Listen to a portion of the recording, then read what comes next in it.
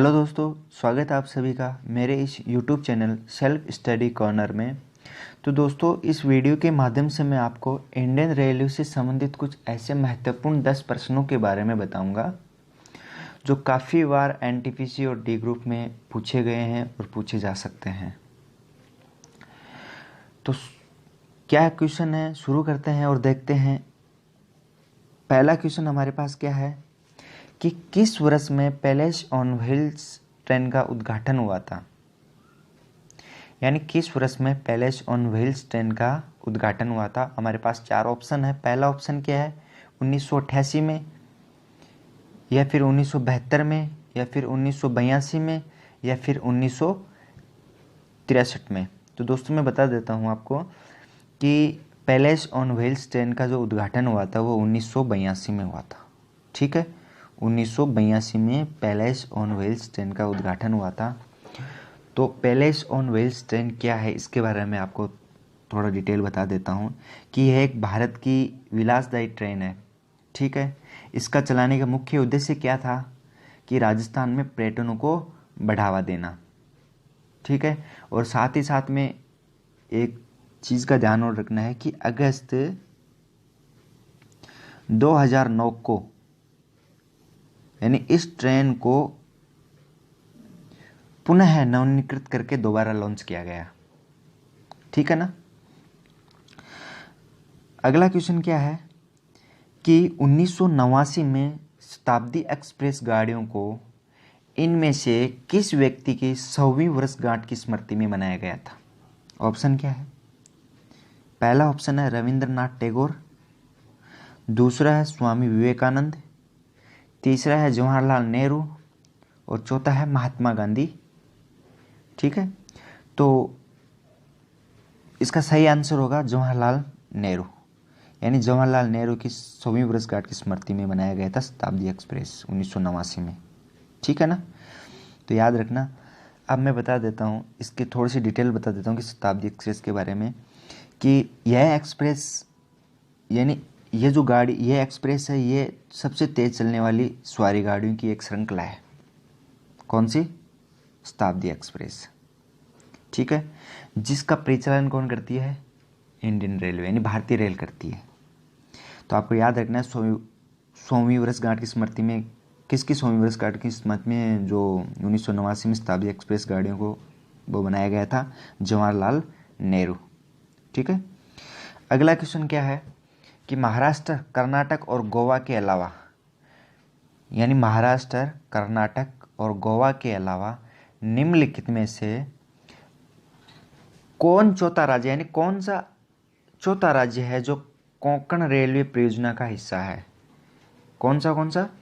महाराष्ट्र, कर्नाटक, गोवा, इनके अलावा चौथा कौन सा ऐसा राज्य है जो कोंकण रेलवे परियोजना का हिस्सा है? ऑप्शन क्या है, केरल है, या फिर तमिलनाडु है, या फिर गुजरात है, या फिर आंध्र प्रदेश है। ठीक है ना, यानी कि मैं बता देता हूँ आपको कि महाराष्ट्र, कर्नाटक और गोवा के अलावा केरल एक ऐसा चौथा राज्य है जो कोंकण रेलवे परियोजना का हिस्सा है, केरल।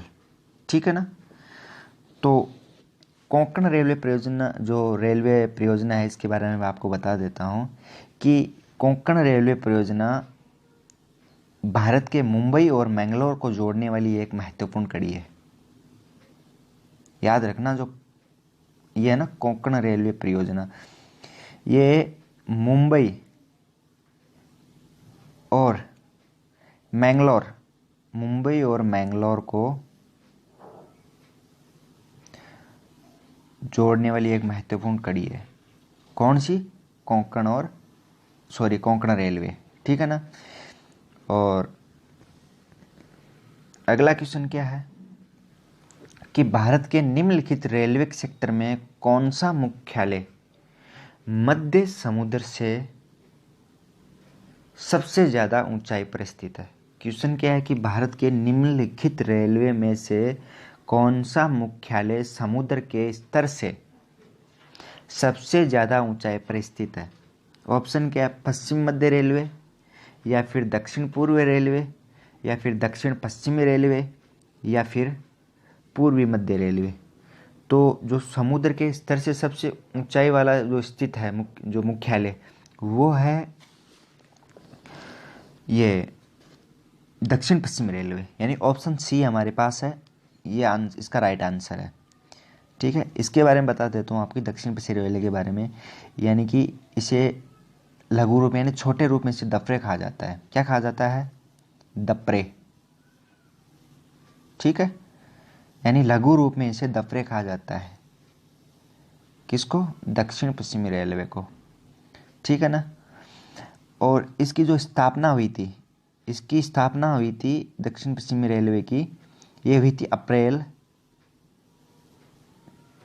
2003 को। ठीक है, मुख्यालय कहाँ है इसका? अगर मुख्यालय पूछे तो मुख्यालय कहाँ है? हुबली, याद रखना। ठीक है, देख अगला क्वेश्चन क्या है कि भारतीय रेलवे के यात्री बोगियां इनमें से किस स्थान पर बनाई जाती है? ठीक है, ऑप्शन क्या है? कपूरथला में, या फिर चितरंजन में, या फिर पेराम्बूर में, या फिर बेंगलोर में। तो कहाँ बनाई जाती है? पेराम्बूर में बनाई जाती है। जो भारतीय रेलवे के यात्री बोगी है ना, वो पेराम्बूर बनाई जाती है। और ये पेराम्बूर कहाँ है? तमिलनाडु में है। ठीक है, तमिलनाडु में यह है। अगला क्वेश्चन क्या है कि भारतीय रेल का आयोजन कितने क्षेत्रों में हुआ है? सिंपल सा क्वेश्चन है, लेकिन जब हमारे को ऑप्शन मिलता है तो हम कंफ्यूज हो जाते हैं। ऑप्शन क्या है? 17, 15, 14 या 16। ठीक है, जो भारतीय रेल का आयोजन है वो यानी 17 जोनों में, 17 जोनों में बटा हुआ है, फिर 17 क्षेत्रों में इसका जो आयोजन 17 क्षेत्रों में हुआ है। ठीक है, अगला क्वेश्चन क्या है कि डीजल लोकोमोटिव वृक्ष इनमें से कहाँ स्थित है? डीजल लोकोमोटिव वृक्ष इनमें से कहाँ स्थित है? पहला ऑप्शन क्या है हमारे पास? पेराम्बूर, दूसरा है वाराणसी, तीसरा है कपूरथला, चौथा है बेंगलोर। तो जो डीजल लोकोमोटिव वृक्ष है यह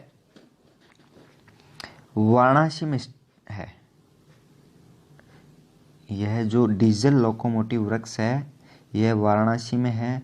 और इसकी जो स्थापना हुई थी 1961 में। याद रखना आप, डीजल लोकोमोटिव वृक्ष है, इसकी स्थापना 1961 में। और कहाँ पे है? वाराणसी में। ठीक है, अगला क्वेश्चन क्या है कि भारतीय रेलवे लाइन, क्वेश्चन है पहली भारतीय रेलवे लाइन ब्रिटिश द्वारा कहाँ से कहाँ बिछाई गई? क्वेश्चन क्या है कि पहली भारतीय जो रेलवे लाइन है वो ब्रिटिश द्वारा, ठीक है, जब अंग्रेजों शासन था, यानी अंग्रेजों द्वारा कहाँ से कहाँ बिछाई गई थी? ऑप्शन क्या है? दिल्ली से मुंबई, या बॉम्बे से थाने, या कलकत्ता से इलाहाबाद तक, या फिर बॉम्बे से मद्रास तक।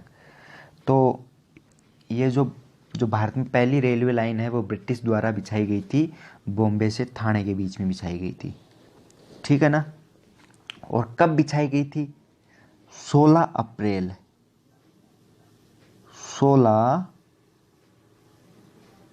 अप्रैल 1853 को। ठीक है, और कहाँ से कहाँ बिछाई गई थी?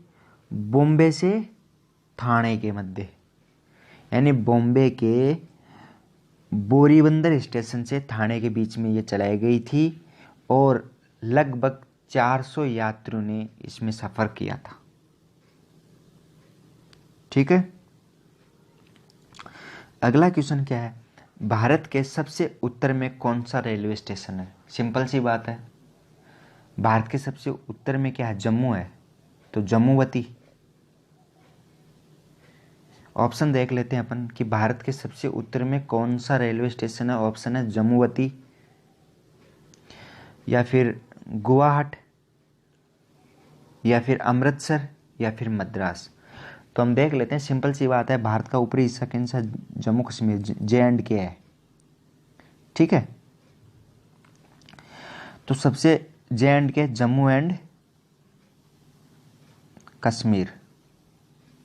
ठीक है, तो जम्मूवती है वो भारत का सबसे उत्तर में यानी भारत का सबसे उत्तर रेलवे स्टेशन है, वो है जम्मूवती।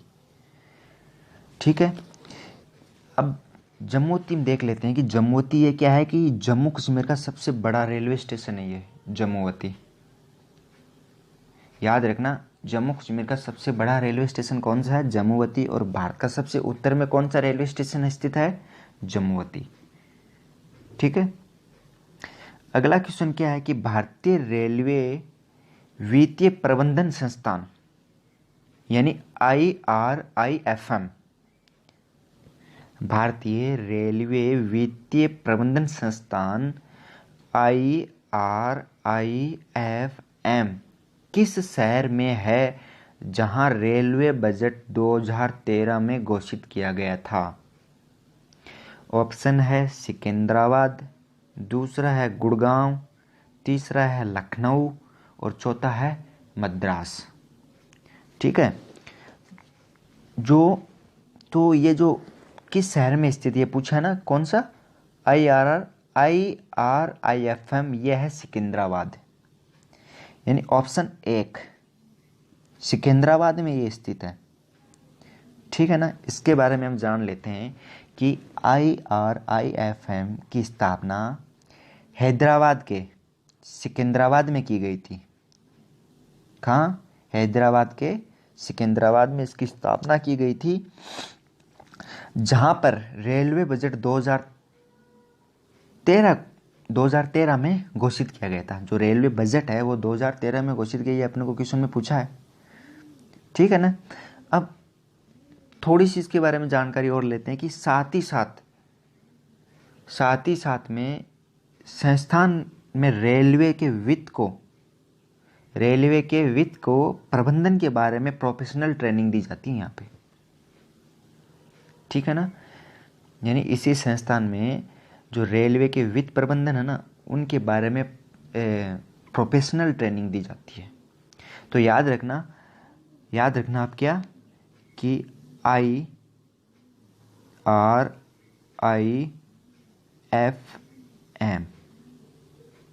ठीक है,